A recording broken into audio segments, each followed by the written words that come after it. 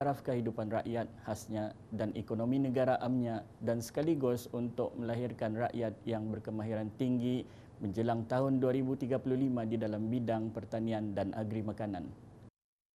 Antara tanaman utama syarikat termasuk sayur daun seperti sawi keriting dan bayam, sayur buah seperti labu butternut squash, jagung manis dan mulberry. Juga ditanam nenas, daun sup dan daun bawang.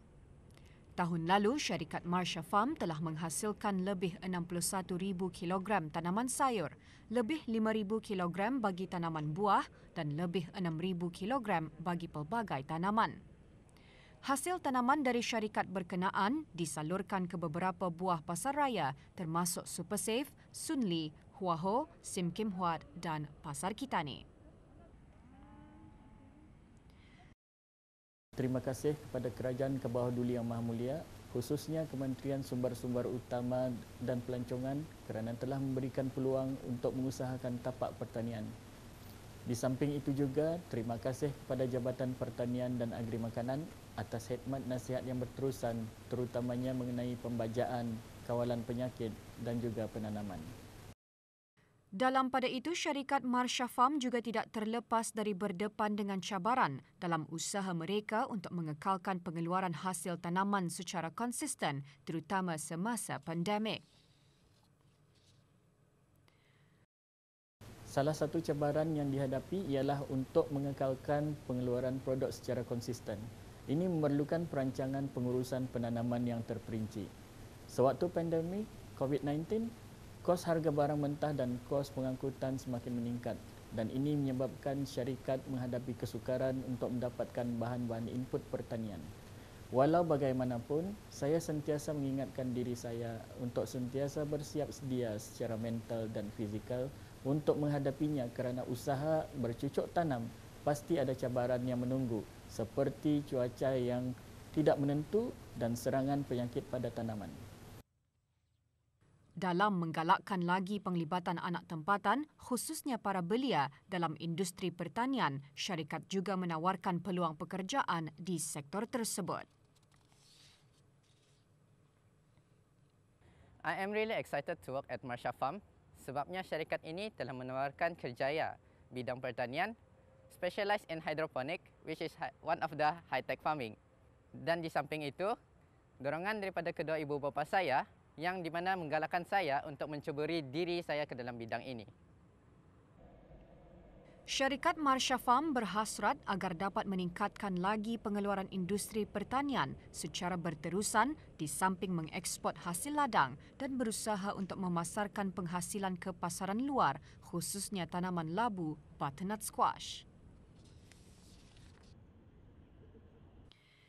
Pemberian bungkusan pek makanan semasa majlis-majlis keramaian ketika negara dalam fasa awal endemik menjadi satu trend baharu dalam perkhidmatan sajian makanan atau catering di negara ini.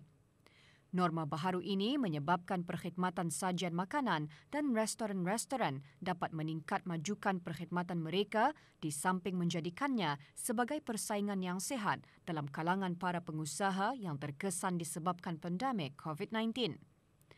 Para pengusaha sajian makanan dan restoran harus menggunakan peluang tersebut untuk dapat bangkit semula dalam membangun ekonomi serta menarik semula kepercayaan para pelanggan. Semasa fasa awal endemik ketika ini, perkhidmatan bufet semasa acara-acara dan di restoran-restoran adalah tidak dibenarkan. Hanya hidangan meja secara dome serving dibenarkan bagi acara-acara keramaian sementara pemberian bungkusan pek makanan untuk para jemputan adalah digalakkan. Hidangan tapauan ini akan menjadi budaya baru dalam masyarakat Ketania terutamanya dari segi masa dan perbelanjaannya pun dapat dijimatkan. Budaya kita ni yang menghidangkan para jemputan itu sedikit berubah kerana endemik ini. Namun bisanya kita ni masih mengekalkan budaya menghormati para jemputan dengan membekalkan makanan secara dibungkus. Cara bertapauan ni ia boleh meneruskan bisnes catering kan, jadinya untuk mematuhi SOP itu menggunakan tapauan ini sebagai inisiatif. List pengusahaan catering dapat meneruskan perkhidmatan dorang dengan norma baru. Pertama kali menyaksikan koleksi diorama kecil ketika melawat salah sebuah muzium sewaktu kecil mendorong seorang suri rumah tangga di daerah Belait menghasilkan pelbagai barangan kecil atau miniatur bagi menjana pendapatan. Menariknya, hasil kerja tangan suri rumah tangga tersebut menjadi pilihan pengumpul koleksi tempatan. Dayang Moliani binti Haji Ibrahim mula bergiat aktif membuat pelbagai miniatur pada tahun 1998. Berusia 46 tahun, suri rumah ini menyifatkan kegiatan membuat miniatur sebagai melatih kreativiti otak dan menguji potensi diri. Sehingga kini beliau telah menghasilkan lebih 400 miniatur. Bagi saya, hobi ini saya membuat skill saya itu berlebihan. Skill saya tu berkembangkan. Seperti bertukang kayu, mencat, saya belajar menjahit, itu pun jahit tangan lah. Tapi banyak lagi skill-skill lain yang saya mencuba dan menghaluskan. Sebab itulah saya minat hobi miniatur ni. Dalam proses penghasilan miniatur, katanya, penggunaan alat dan bahan-bahan yang sesuai adalah penting. Penggunaan tanah liat, kertas, kayu dan serbuk teh yang sudah luput tarikh, katanya, boleh menjadi pencetus idea bagi insan kreatif. Dari segi cabaran, kalau saya mahukan kualiti yang begitu unik, begitu bersih, ianya mungkin dari segi desain, potongan kayu, menghalusi kayu, dan kalau saya mendesain, katakan satu dapur tu dapur Melayu, orang Brunei, saya akan membuat research dahulu melalui buku atau internet, katakan rumah kampung dan rumah moden. Ianya agak berbezakan, jadi rumah kampung mungkin ada batu lesung. Rumah moden mungkin pakaikan blender. Memasarkan melalui media sosial dengan harga sekitar RM5 ke RM300, miniatur yang dihasilkannya mendapat sambutan baik daripada pelanggan dengan mendapat lebih 10 tempahan sebulan.